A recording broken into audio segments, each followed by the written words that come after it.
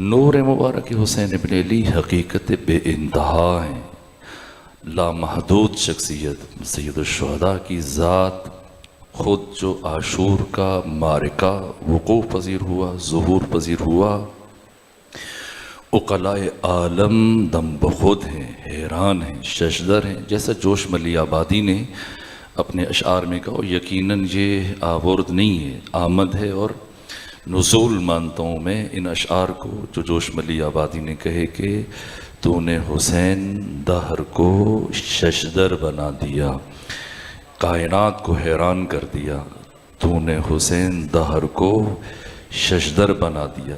کیا کیا؟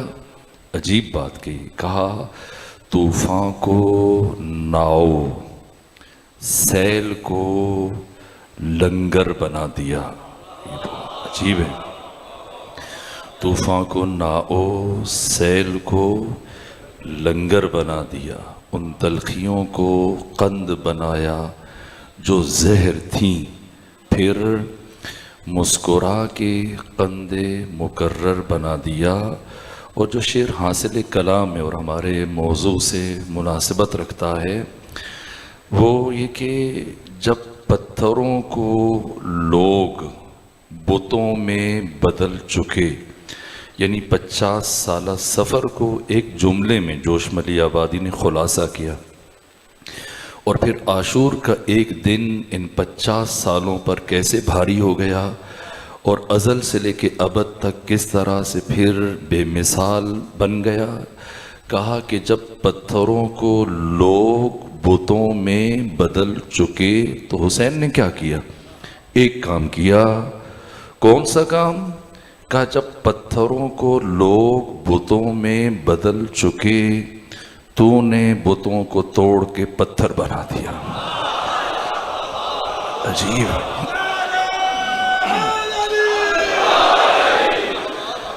جو خمینی ہے وہ چکن نے تعارف کروایا کربلا کا، وہ بہت عجیب اور بالاتر وہ جہتیں، وہ پہلو بیان ہونے چاہیے۔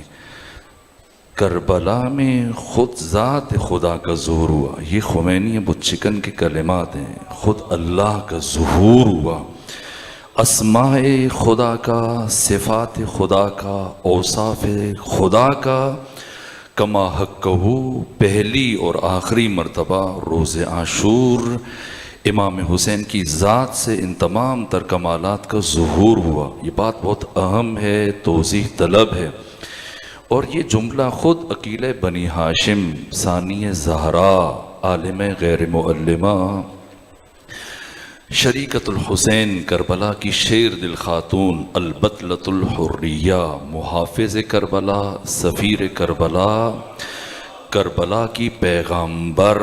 میں کیوں یہ جملہ عرض کر رہا ہوں؟ خود امام جعفر صادق علیہ السلام فرماتے ہیں کہ جو انبیاء کی 14 خصوصیات ہیں، جو انبیاء کی 14 خصوصیات ہیں، اللہ نے ان ساری خصوصیات کو جناب سیدہ زینب سلام اللہ علیہ میں یکجا کر دیا، جمع کر دیا۔ یہ بی بی خود سربستہ راز ہیں، کربلا کی بقا منحصر ہے جناب ثانی زہرا کی شخصیت میں۔ یہ کربلا کی ریپریزنٹیٹیو، نمائندہ، پیغامبر، بچایا اور پہنچایا کربلا کو، کربلا کی جہتوں کو۔ اللہ لیس کمثلہ شیء، اور روز عاشور حسین ابن علی مظہر لیس کمثلہ شیء، یعنی اب پوری کائنات میں قیامت تک کے لیے کوئی بھی حسین ابن علی کا عدیل و بدیل و سہیم و شریک و نظیر نہیں بن سکتا۔ حسین ساری کائنات میں بے مثال ہیں، بے نظیر ہیں۔ اللہ جو بھی اوصاف خدا ہیں، جیسے اللہ لم یکن لہ کفوا احد، ذات حسین مظہر لم یکن لہ کفوا احد، کوئی ثانی نہیں حسین ابن علی کا۔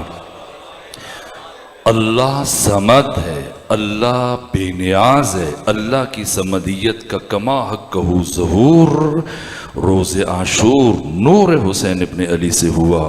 حسین اللہ خدائے صمد کا بندہ صمد، اگر روئے زمین پر انسانوں میں اللہ کی صمدیت کا مظہر تلاش کرنا ہے، وہ سرور و سالار شہیدان حسین ابن علی علیہ السلام ہیں۔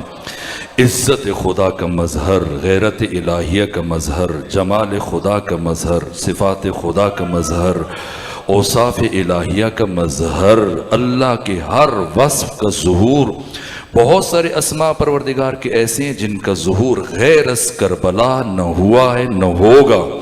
کربلا کو اللہ نے منتخب کیا۔ کربلا کیوں لافانی ہے، کیوں آفاقی ہے، کیوں ہمگیر ہے، کیوں یونیورسل ہے، کیوں کربلا لازوال ہے؟ کیا اس میں ظلم ہوا؟ اس بنیاد پہ یہ تحلیل کریں گے ہم، نہ کیا اس کے علاوہ اور ظلم نہیں ہوئے؟ کتنے ظلم ہوئے؟ کربلا کا طرۂ امتیاز کیا ہے؟ کربلا کا تشخص کیا ہے؟ کربلا کی الف با کیا ہے؟ کربلا کی پہچان کیا ہے؟ کربلا صفات الہیہ، اسمات الہیہ کے ظہور کی تجلی گاہ ہے۔ یہ تعارف مؤرخ کے بس کی بات نہیں تھی، نہ کوئی مفسر اس کی اتنی اوقات ہے، نہ کوئی سوشیالوجی اور علم الاجتماع کا ماہر وہ کربلا کا تعارف بیان کر سکتا تھا، نہ کوئی فلسفی اور دانشور۔ کائنات کا کوئی بھی عالم ممکن نہیں، اس کے توان سے، اس کے حیطہ ادراک سے، حیطہ بشر سے سرے سے خارج ہے، ماورائے کربلا کو بشر درک نہیں کر سکتا۔ اس لیے سید الشہداء خواہر گرامی کو لے کے گئے اور اس بی بی نے بتایا، یہ وہ بی بی جیسے یہ جملہ کہا، اس جملے کے بعد سنیں پھر سید سجاد نے کیا فرمایا۔ یقیناً آپ نے سنا ہوگا، لیکن یہ بات بہت اہم ہے، چونکہ اختتامی سلسلے ہیں اور پھر میں بہت شرمندہ ہوں کہ میں ہزارہ باتیں ادھوری رہ گئی، ناقص رہ گئی، ناتمام رہ گئی، لیکن ظاہر ہے کہ جتنا بیان کیا جا سکتا ہے، جتنی وقت کی ظرفیت ہے، اس دوران میں جتنے مسائل کی طرف اشارہ ہو سکتا ہے، باقی خود ان جوانوں کا کام ہے۔ تتبع تفحص کریں، چھان پھٹک کریں، غور و فکر کریں، جستجو کریں، علماء سے رجوع کریں، مطالعہ کریں، تاکہ پھر حقائق تک پہنچیں۔ کبھی بھی ون سائیڈڈ اسٹڈی انسان کو منطقی انجام تک نہیں پہنچا سکتی جب تک کمپیریٹیو اسٹڈی نہ ہو۔ اپنے مکتب کی کتابیں پڑھ کے انسان خوش ہو جائے کہ میں نے حقیقت کو پا لیا، نہ۔ اور میرا یہ نظریہ ہے، میری یہ سوچ ہے، میری یہ فکر ہے کہ ہرگز حقائق کو سمجھنے کے لیے، تاریخ کو سمجھنے کے لیے، تاریخ کے نتائج کو حاصل کرنے کے لیے کسی ایک شیعہ کتاب کو پڑھنے کی ضرورت نہیں ہے۔ اور اتفاق ایسا ہے کہ تاریخ میں شیعوں کی کوئی ایسی کتاب ہے بھی نہیں۔ اب علماء نے لکھی ہیں، مرتضیٰ عسکری صاحب لکھ رہے تھے، 30 جلدوں میں ان کی وفات ہو گئی۔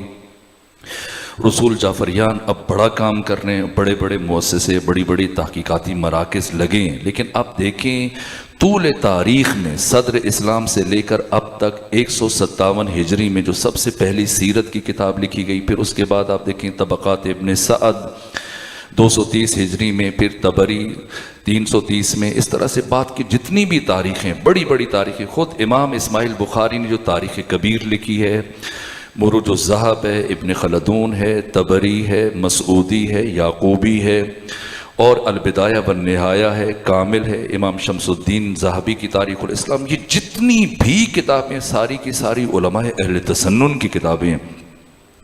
یہ جتنے بھی میں نے نام لیے، یہ جتنی بڑی کتابیں، معتبر کتابیں، اٹھا کے کوئی کتاب کسی ایک شیعہ رائٹر کی نہیں، انہیں پڑھ لیجئے۔ اگر تاریخ کی کتابیں نہیں پڑھنا چاہتے، پھر آپ حدیث کی کتابیں پڑھ لیجئے، حدیث کی باقی متون، المستدرک علی صحیحین جو امام حاکم نیشاپوری نے لکھی ہے، مصنف عبد الرزاق ہے، مصنف ابن ابی شیبہ ہے، اور جو دوسری کتاب میں علی متقی ہندی کی کنز الایمان، کوئی نہ پڑھیں، صرف بخاری کو پڑھ لیں، مسلم کو پڑھ لیں۔ یہ بخاری اور مسلم کافی ہیں حق اور باطل کو جدا کرنے کے لیے۔ سب کچھ موجود ہے، بتا دیا گیا ان کتابوں میں کہ بنو امیہ کون ہے، ان کا کیا تعلق ہے۔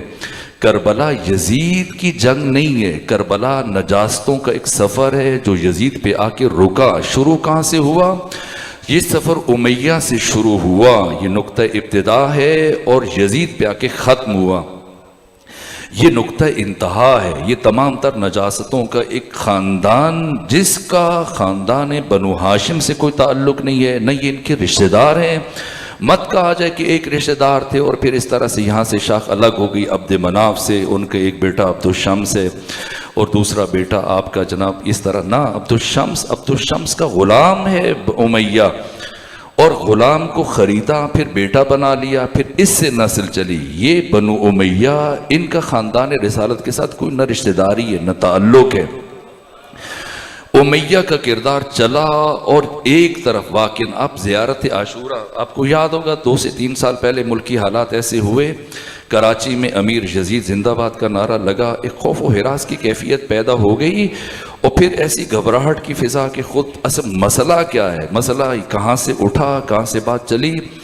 زیارت عاشورہ جو پڑھی گئی، ایک بزرگ پڑھ رہے تھے کراچی میں روڈ پر، اور کہا گیا، اور پھر لوگ ڈر گئے تھے کہ نہ اب زیارت عاشورہ نہیں پڑھنی چاہیے، اس کو چھپا دینا چاہیے. نہ، یہ زیارت عاشورہ یہ خود نصاب عاشورہ ہے. میں نے اسی منبر سے، جبکہ پریشانی کی فضا تھی اور سکوت تھا اور یزیدیت مرد آباد بھی لوگ تھوڑا سا ڈر کے ادا کر رہے تھے، میں نے عرض کیا تھا کہ اگر عادی شیعہ قوم صرف زیارت عاشورہ کے دفاع میں شہید ہو جائے، ذبح ہو جائے، تب بھی زیارت عاشورہ کی حفاظت ناگزیر ہے.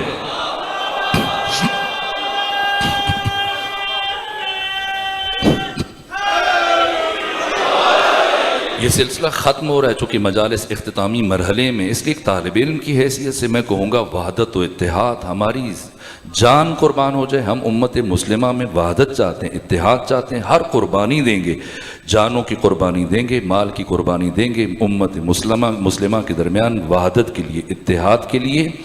لیکن کبھی بھی آپ اپنے اصولوں سے دستبردار نہ ہوئیے گا. اتحاد انضمام نہیں ہوتا ہے. اتحاد کا مطلب کہ اپنے مکتب کے اصولوں پر رہتے ہوئے جو مشترکات ہیں ان میں انسان آ کر ایک دوسرے کا احترام کرے. لیکن کیا ہم اتحاد کی خاطر بنو امیہ کی دشمنی سے ہاتھ اٹھا لیں، ہم لعن طعن کرنا چھوڑ دیں؟ نہ، یہ تبرہ، یہ لعن طعن اتنا بڑا عمل ہے کہ علی امیر المومنین خانہ کعبہ کے گرد طواف کر رہے تھے، اور آپ کا ایک ساتھی طواف کر رہا تھا، اور ہر اس طواف کے دوران وہ دعائے طواف پڑھتے پڑھتے جب امام کے قریب آتا تھا تو امام کو سلام کرتا تھا، درود پڑھتا تھا، دعائیں پڑھتے ہوئے سلام کرتا تھا، حضرت سلام کا جواب دیتے. اور آخری طواف میں وہ اہل بیت کے دشمنوں پر لعنت کر رہا تھا. جب مولا متقیان سے قریب آیا، سلام کرنے لگا، حضرت نے پہلے سے کہہ دیا نہ اب سلام نہ کرنا، جو عمل انجام دے رہے ہو اسی کو انجام دو.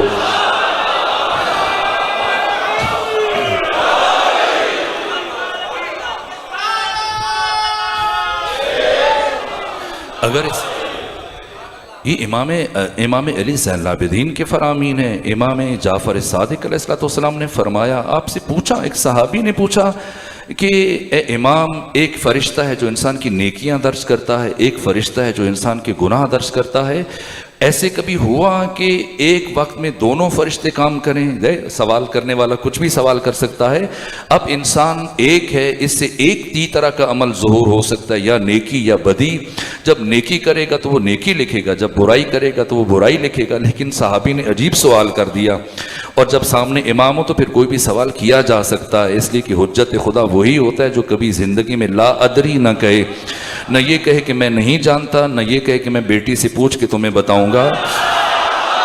یہ 14 کے 14 شاگرد خدا ہیں، جس نے جب بھی پوچھا ہے زندگی میں، 14 میں سے جس سے پوچھا ہے، بچپنے میں پوچھا تو انہوں نے بچپنے میں جواب دیا، جوانی میں پوچھا گیا جوانی میں جواب دیا، بڑھاپے میں پوچھا گیا بڑھاپے میں جواب دیا.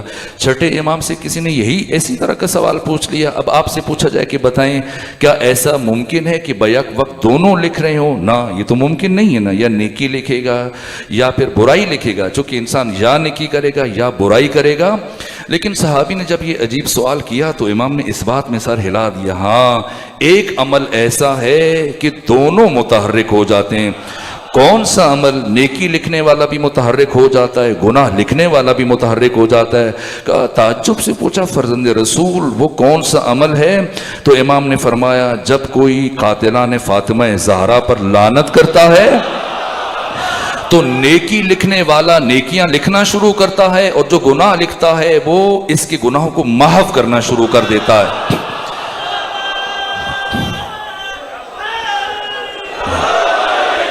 زندگی میں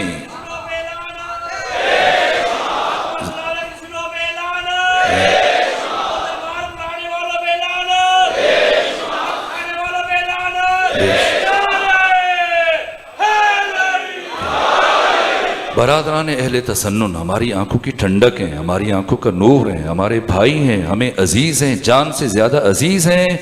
ہم ذمہ داری سمجھتے ہیں۔ میں نے کسی اور مقام پہ بھی کہا تھا کہ شیعہ فرقہ نہیں ہے، تشیع اسلام کی نوعیت کا نام ہے، تشیع اسلام کا محافظ ادارہ ہے۔ اگر کوئی آپ کو فرقہ کہہ کے بلائے، اس نے آپ پر ظلم کیا، اور اگر آپ خود کو فرقہ سمجھنا شروع کر دیں، آپ نے اس سے بڑا ظلم کیا۔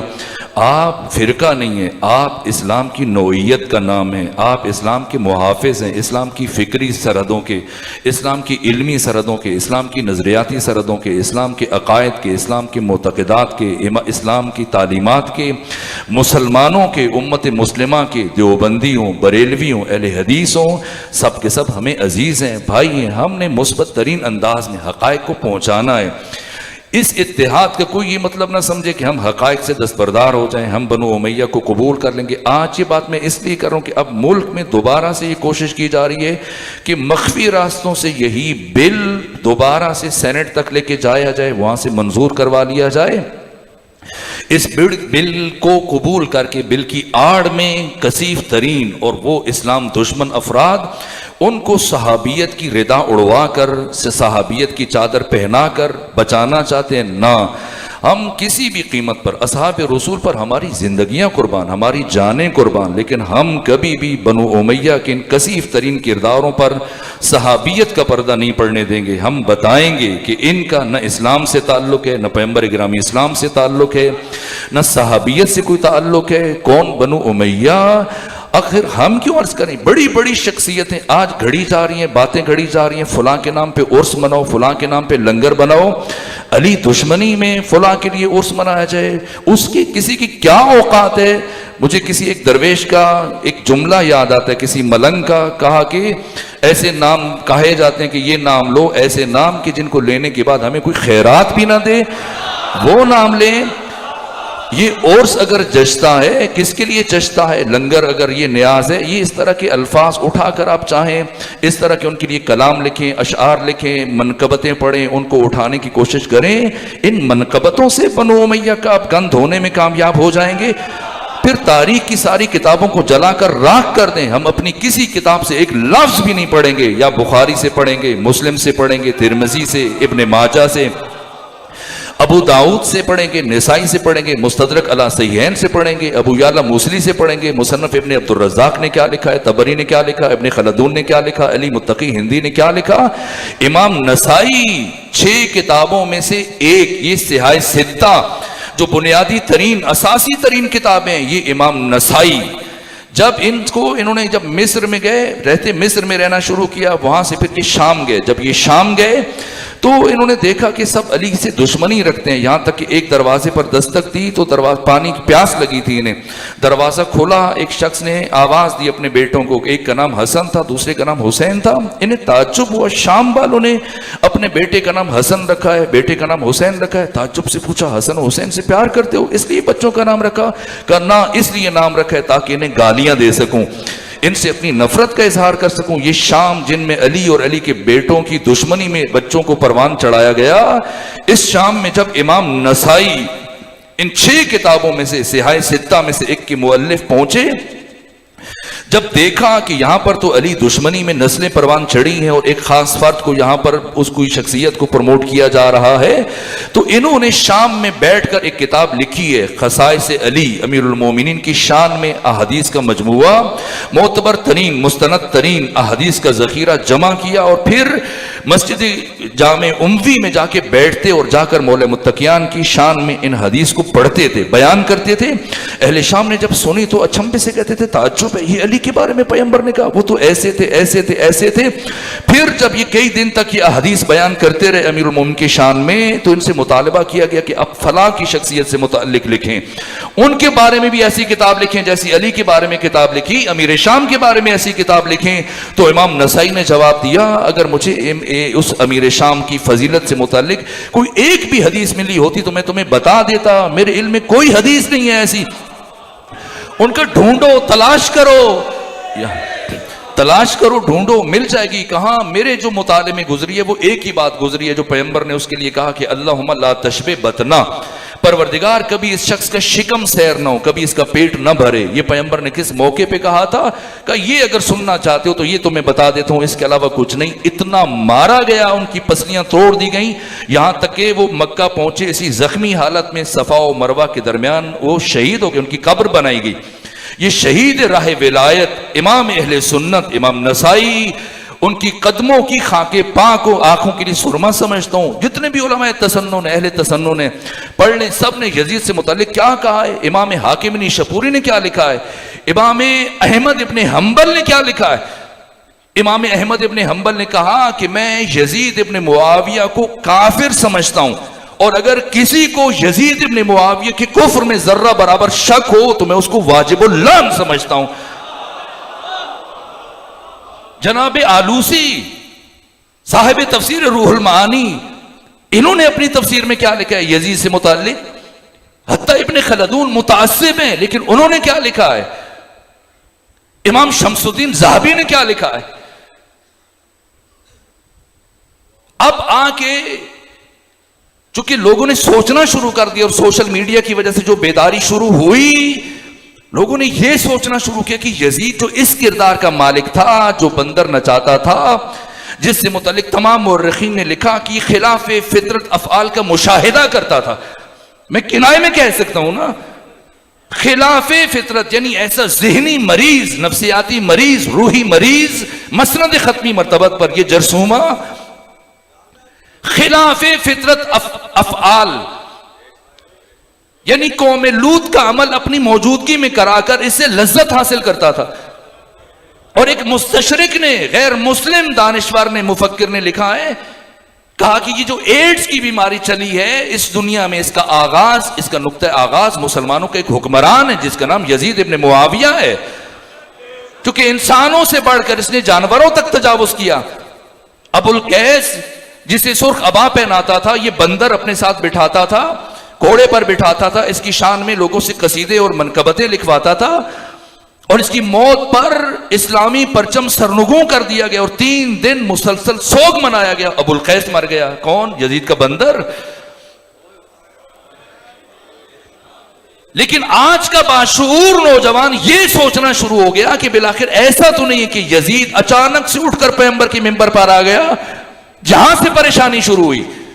वरना आज तक इस्लाम की 1400 साल तारीख में किसी एक मुहद्दिस ने, किसी एक मुवर्रिख ने, किसी एक दानिश्वर ने यजीद की हिमायत में एक लफ्ज नहीं लिखा है। सब ने या तो यजीद को काफिर करार दिया या नीचे उतरे और उसको फासिक और फाजिर करार दिया। इमाम अबू हनीफा जिनके मसलक के पैरोकार पाकिस्तान में जिंदगी गुजार रहे हैं, बरादरान अहले तसन्नुन जो पाकिस्तान में इमाम अबू हनीफा की पैरवी करते हैं, उन्होंने इतना कहा कि ना काफिर कहो ना मुसलमान कहो, खामोश रहो, लानत ना भेजो, लेकिन उसके फिस्क फजूर में कोई शक नहीं है। उन्होंने भी ये लिख दिया। कौन है जिसने यजीद के फिस्क फजूर में शक किया है? शारिबुल खम्र है, बदकिरदार है, महरम रिश्तों पर तजावुज करने वाला है। वो मां जिसने जना, वो बहनें जो इसके घर में थी, 3 साल हज का अमीर बना के भेजा बाप ने, और पहली मर्तबा, एक मर्तबा इमाम हुसैन से इसकी मुलाकात हुई और जो गुफ्तगू हुई, वक्त होता तो मैं अर्ज करता, दूसरी मर्तबा इसने पैगाम भेजा इमाम हुसैन की तरफ, आए बैठे कुछ बात करें। हजरत ने फरमाया मैं तुझे लायक की गुफ्तगू नहीं समझता। लेकिन सवाल यह होता है कि आखिर क्या हुआ कि यजीद जैसा मुजस्सम नजासत किस तरह से खत्मी मर्तबत के मिंबर तक पहुंचा है? यह सवाल है। इस सवाल ने आज के इन मुल्लाओं को परेशान किया, और इस सवाल को ज़हनों से हटाने के लिए किसी हद तक यजीद की वकालत करते हैं और फिर कहते हैं बात यजीद तक ना, हमारा यह सवाल है, हम ये बात पहुंचाना चाह रहे हैं। हम सिर्फ यजीद की बात नहीं करते, हम सारे शजरे खबीसा की बात करते हैं। मैं शर्मिंदा हूं मेरे अजीजों, माजरत में आज बहुत ज्यादा मतालिब ज़हन में सोच के आया था, लेकिन जो बातें सोच के आया था उनमें वो मैं शुरू भी ना कर सका। शर्मिंदा हूं।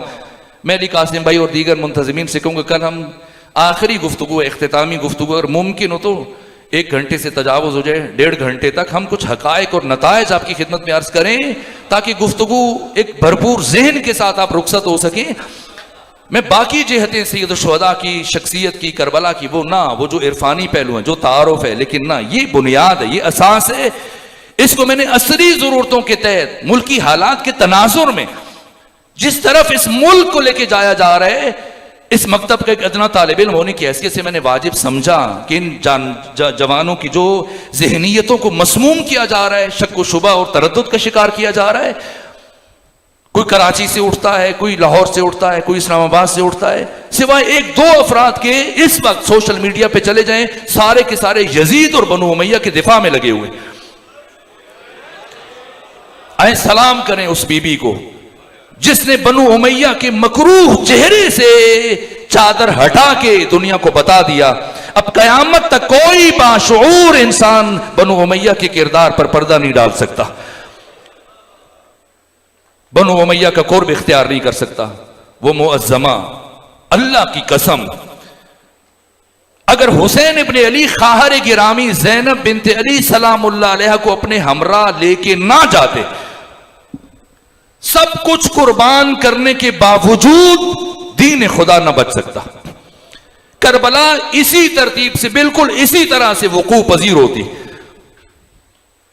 حسین بھی شہید ہوتے، علی اکبر بھی شہید ہوتے، عباس بھی شہید ہوتے، علی اصغر بھی، سب شہید ہو جاتے.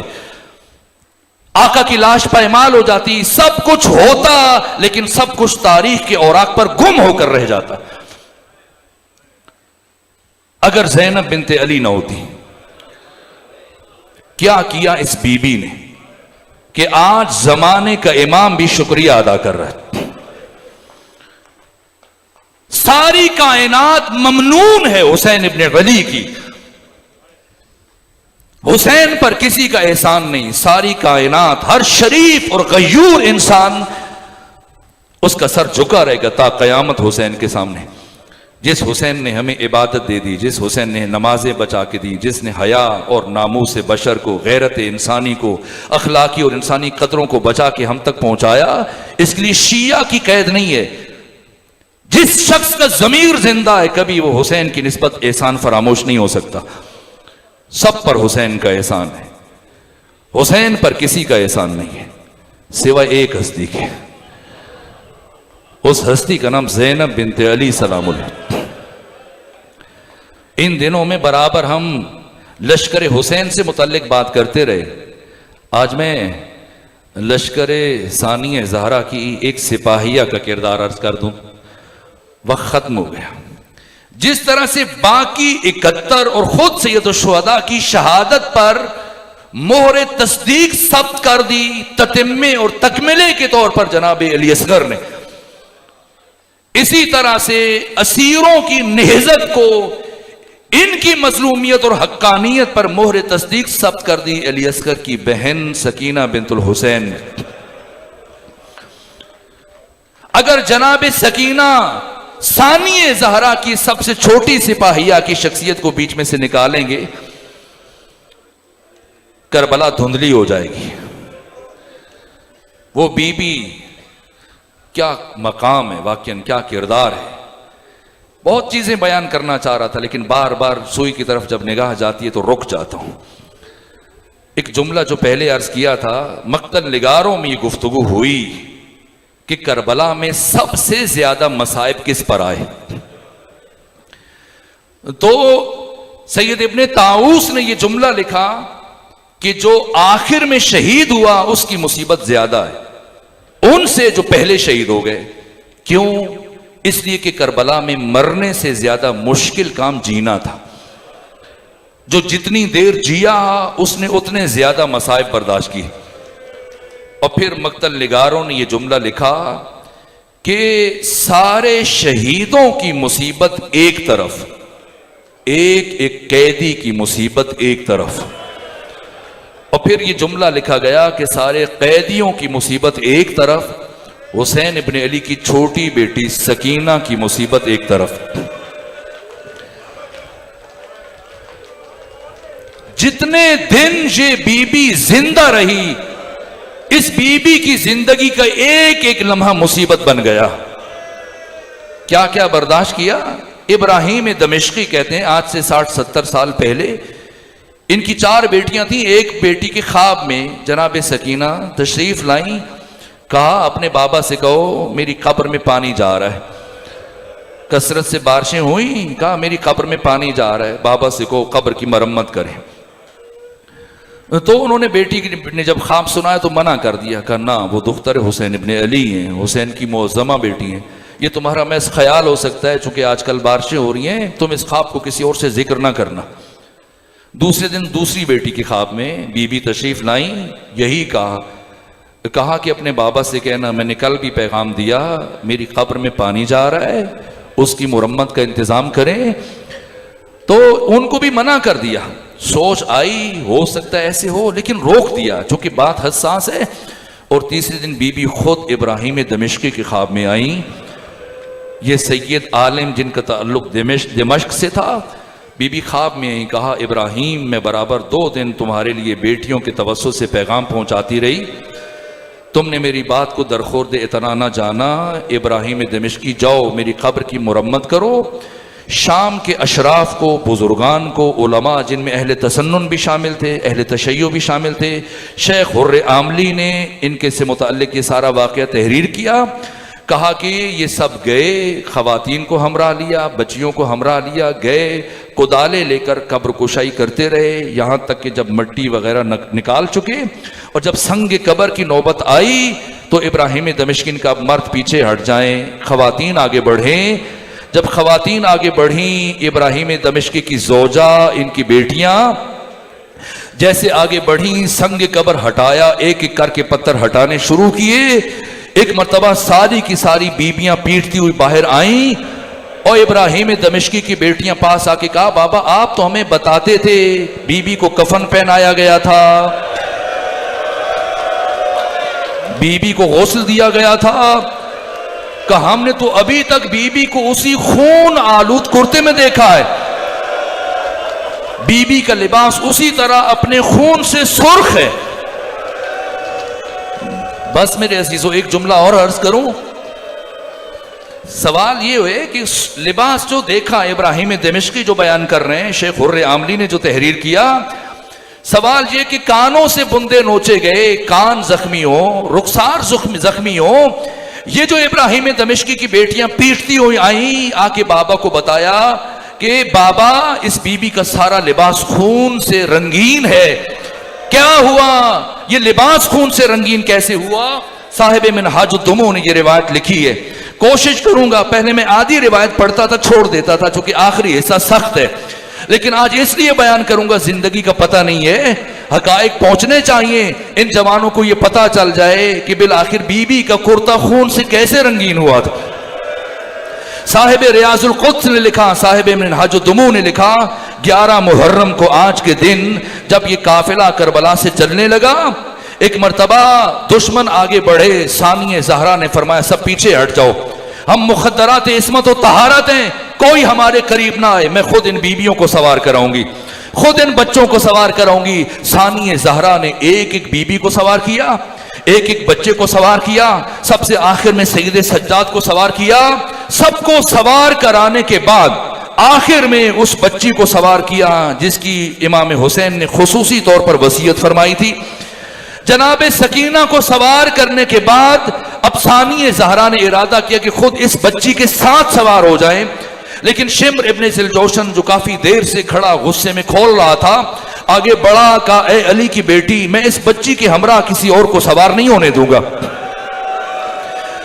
بی بی نے فرمایا شمر یہ بچی کبھی محمل پر اکیلے نہیں بیٹھی ہے, کیسے ممکن ہے کہ یہ بے کجاوا اونٹ کی پشت پر اکیلے سفر کر سکے, یہ بچی گر جائے گی, مجھے اس کے ساتھ سوار ہونے دے. شمر نے کہا نہ علی کی بیٹی آپ پریشان نہ ہو, میں ایسا انتظام کروں گا آپ کی یہ بچی نہیں گرے گی.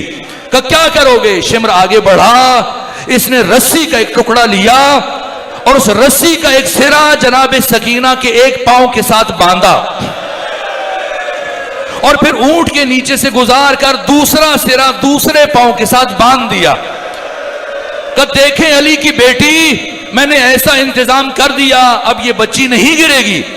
سفر شروع ہو گیا, منزلیں طے ہونا شروع ہوئیں. شہر عبور ہوئے، صحرا عبور ہوئے، جنگل عبور ہوئے، ایک ایسا مرحلہ آیا کہ رات کے آخری حصے میں اچانک سے یہ کاروان رک گیا۔ ایک مرتبہ شمر ابن ذیلجوشن تلوار لیے اپنے ساتھیوں کے پاس آیا، سپاہیوں کے پاس پہنچا، کہا میں نے تمہیں منع کیا تھا میری اجازت کے بغیر توقف نہ کرنا، پھر کیوں ٹھہرے ہو؟ سب نے جواب دیا، اے شمر کیا کریں، یہ نیزہ جس پر سر حسین سوار ہے، یہ نیزہ زمین میں گڑ گیا ہے اور کوشش کے باوجود نہیں اٹھ رہا۔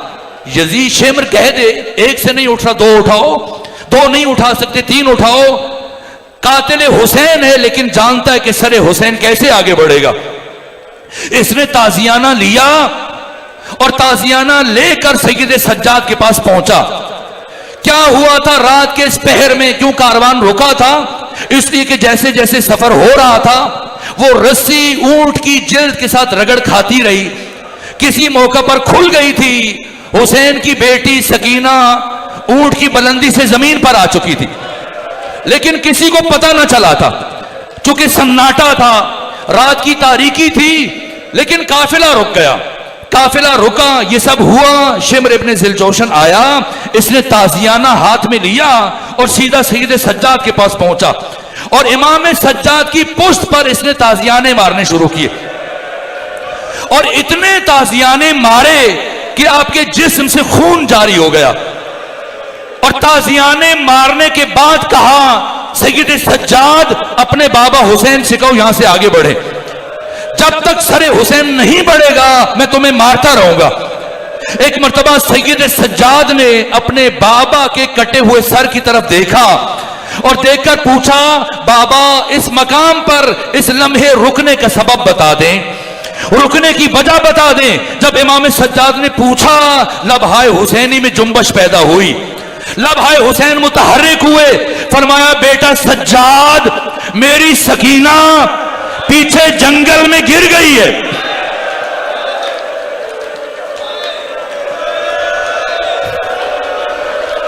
سجاد میری سکینہ پیچھے جنگل میں گر گئی ہے اور جب تک سکینہ نہیں آئے گی میں یہاں سے آگے نہیں بڑھوں گا۔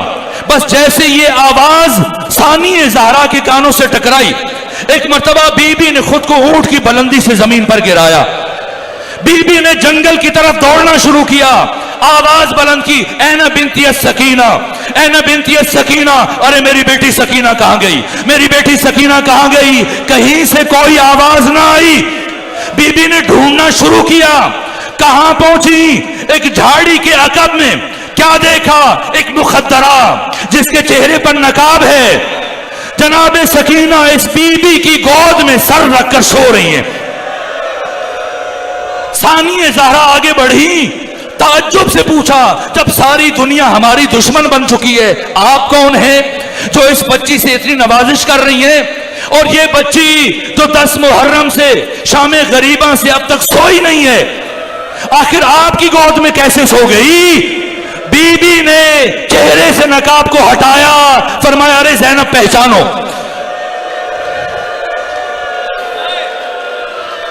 ارے زینب پہچانو، اگر میں اس بچی کے ساتھ نوازش نہیں کروں گی تو پھر کون کرے گا؟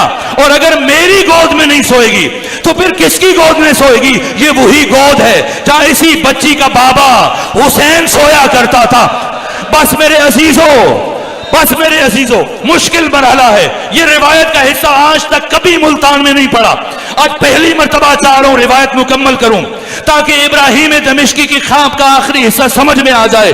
ایک مرتبہ ثانی زہرا نے جناب سکینہ کو اٹھایا، پھر سے چلی اپنے اس اونٹ کی طرف تاکہ اپنے ساتھ سوار کرائیں، لیکن شمر ابن ذیلجوشن نے کہا اس بچی کو اتار دیں، یہ بچی اکیلے سفر کرے گی۔ ثانی زہرا نے فرمایا نہ، تم نے دیکھ لیا، میری بات نہ مانی، جس کے نتیجے میں یہ بچی گر گئی، دوبارہ گر جائے گی، اب میں اسے اکیلے سوار نہیں ہونے دوں گا، اکیلے سوار نہیں ہونے دوں گی۔ شمر نے کہا علی کی بیٹی اب میں ایسا انتظام کروں گا، یہ بچی شام پہنچنے سے پہلے نہیں گرے گی۔ سنیں گے کیسے عرض کروں؟ اس شقی نے جناب سکینہ کو اونٹ کی پشت پر لٹایا، پھر رسیوں سے ایسے کس کے باندھا کہ اب مطمئن ہو جائے، شام پہنچنے سے پہلے